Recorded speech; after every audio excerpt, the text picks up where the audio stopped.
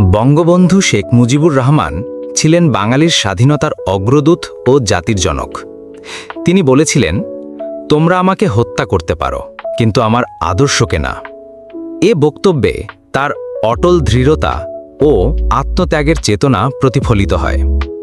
তিনি জনগণের শক্তিকে নিজের শক্তি মনে করতেন। বাংলার মাটি, মানুষ ও স্বাধীনতার স্বপ্ন তাকে আজীবন প্রেরণা জুগিয়েছে।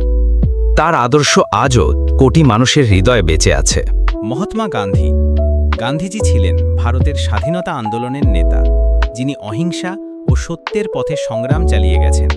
তার বিখ্যাত উক্তি, তুমি নিজেই হও সেই পরিবর্তন যা তুমি পৃথিবীতে দেখতে চাও, আত্ম উন্নয়ন ও দায়িত্ববোধের শিক্ষা দেয়। তিনি বিশ্বাস করতেন, প্রকৃত শক্তি আসে অহিংসা ও নৈতিকতার মাধ্যমে। তার জীবন ছিল এক মানবিক দর্শনের প্রতিচ্ছবি, যা বিশ্বজুড়ে মানুষকে অনুপ্রাণিত করে। Steve jobs.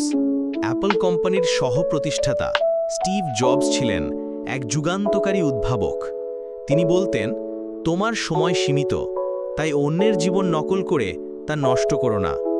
তিনি অনুপ্রেরণা যোগাতেন নিজের হৃদয় ও অন্তর্জ্ঞান অনুসরণ করতে। তার দৃষ্টিভঙ্গি ছিল ভিন্ন চিন্তা করার, নতুন কিছু তৈরি করার এবং নিজের ওপর বিশ্বাস রাখার। প্রযুক্তি ও সৃজনশীলতার মিশেলে তিনি বিশ্বকে বদলে দিয়েছেন। Nelson Mandela. দক্ষিণ আফ্রিকার প্রথম কৃষ্ণাঙ্গ প্রেসিডেন্ট নেলসন ম্যান্ডেলা ছিলেন বর্ণবাদের বিরুদ্ধে সংগ্রামের মহান নেতা। তিনি বলেছিলেন, সাহস মানে ভয় না থাকা নয়, বরং ভয়কে জয় করার ক্ষমতা। তিনি জীবনের ২৭ বছর জেলে কাটিয়েও প্রতিশোধ নয়, ক্ষমার পথে হেঁটেছেন। তার জীবন থেকে শেখার বিষয় হল, সত্যিকারের বিজয় আসে সহনশীলতা, ক্ষমা ও সহমর্মিতার মাধ্যমে।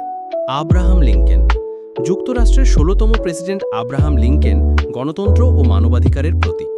তিনি বিশ্বাস করতেন, জনগণের সরকার জনগণের দ্বারা, জনগণের জন্য। তারই উক্তি আজও গণতন্ত্রের সংজ্ঞা হিসেবে ব্যবহৃত হয়।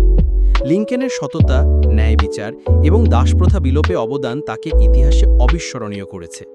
তিনি দৃঢ় ছিলেন যে নৈতিকতা ও জনগণের অধিকার রক্ষা করেই একটি জাতিকে টিকিয়ে রাখা যায়।